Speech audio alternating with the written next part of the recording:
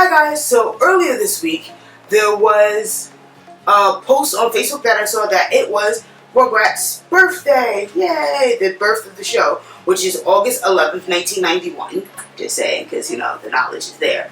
But it made me think of 90's cartoons in general, and then 90's cartoons in general made me think of one of my favorite ones, which is Hey Arnold. And then, Hey Arnold was an amazing show. It had really cool jazzy music. Arnold had one of the sweetest rooms on television. Remote controlled everything. Sweet sound system, an amazing skylight. Who could ask for more? An awesome best friend in Gerald, who was like amazing at telling the urban legends and kind of just had his back no matter what for the most part.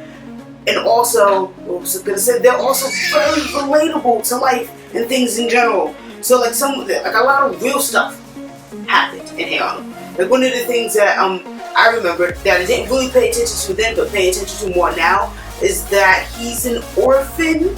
Kind of, I think the technical definition of orphan is also someone who is either his parents have died or has been completely abandoned or deserted by parents. I could be wrong. Maybe I just put it down in the bottom. But anyway, an orphan. And like his grandparents, I always knew wasn't his parents, but then like you never really get to know what happened to his parents. There's like 2 or 3 whole episodes dedicated to it, but it kind of doesn't give us a definite, like, this is what happened. I think they died in maybe a plane crash, but they never found the plane or anything, so they're kind of like alluding to maybe that they're still wherever they traveled to help the mountain people who were sick, if I can remember. But like, yeah, Arnold has loads of friends who have parents of some sort, whether it's 1 or 2, and he has none, but he has really amazing grandparents that take care of him. And it kind of reminds us all that we might not have what a traditional family is, but having family at the end of the day that cares for you is what matters. And then speaking of parents that care for you, Helga is a very big subject in my mind, because I feel like the reason she's mean and she rejects other people is because she's been rejected in a sense by her parents. Like, her parents pay her barely any of attention. The only time maybe like Bob pays attention to her is if it somehow benefits him, like when she's in the county spelling bee, I think, or the city spelling bee or whatever else. But her sister won it when she was younger, so he feels like we need to keep tradition going by having you win it. But he couldn't even tell her what grade or age she was in when he was saying like, oh, what are you, like 12? And she's like only 9, if I'm correct. But yeah, very neglected and like rejected almost in a sense, because her sister's kind of upheld in this high glorious position.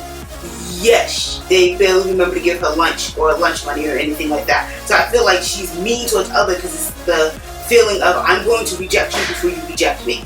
So like, and another like really real and kind of crazy thing that happened that I didn't really pay attention to then, but I did now, is that Pigeon Man, which is the guy who has all the pigeons and decides to live on like this roof of an abandoned building with pigeons versus living with society, because he feels like he doesn't fit in. So he lives with the people, he lives not with people but pigeons that don't judge him the same way that people could judge him if he decided to live among them.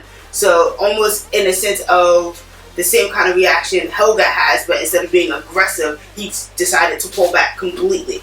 And I think that's really sad, that to feel that since you don't fit in with a group of society that you happen to be around, instead of finding your own group, you decided to pull back completely. And I feel like that's not fair as human, as a human being, to neglect yourself or pull yourself back from that. And then another thing that I also thought was really crazy and like very like not real, because I don't think this happens too often, but who knows, because I don't know everything in the world.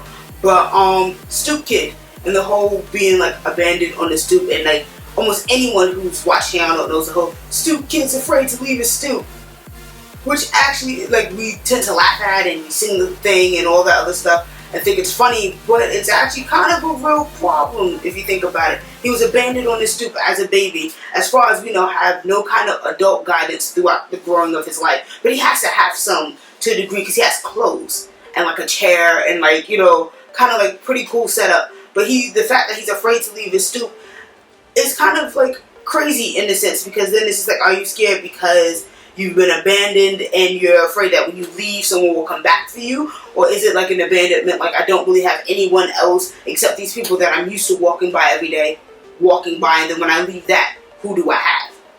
So yeah, I didn't mean for this to go as sad and kind of dark, I guess, as it seems to be, But like Hey Arnold also is just a really cool cartoon in general. I mean, they get to live in a place where they can just go wherever they want, whenever they want, without any like major danger.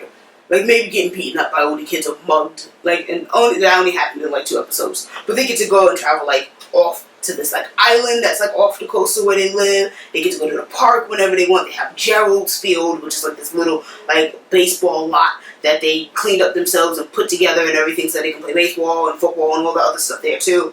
I mean, it has, you know, funny times and it has its real relatable moments, and I guess that's really what they're teaching you life is. You have the good and you have the bad, and you have to take it and you make it whatever life you can to make it into. And, you know, maybe learn something on the way. Like, you know, they taught you lessons, I mean, in a very organic way. It wasn't just like, today's lesson was friendship. No, it was just more so like, you know, here's an experience, here's what happened, here's what you can maybe absorb from it because this is what the character absorbed from it. Or this is something that you can absorb it because it was there and present, but maybe not spoken about. So, I hope you guys liked this video this week. Click this side over here, the last week's video, and click this side over here to subscribe to my channel. So I hope you guys enjoyed this video, and see you all next week. Bye!